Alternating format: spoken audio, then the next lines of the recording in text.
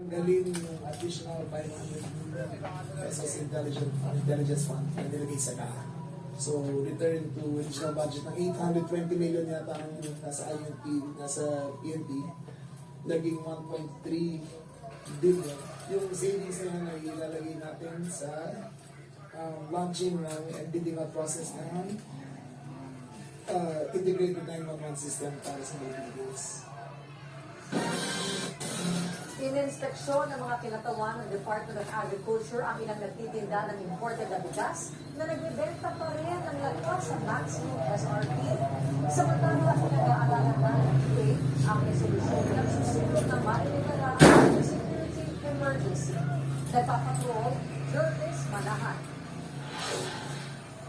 Surprise ang nag-inspeksyon ng mga opisyal ng Department of Agriculture sa trabaho market sa Maynila. Tinignan nila kung nakasusunod ang mga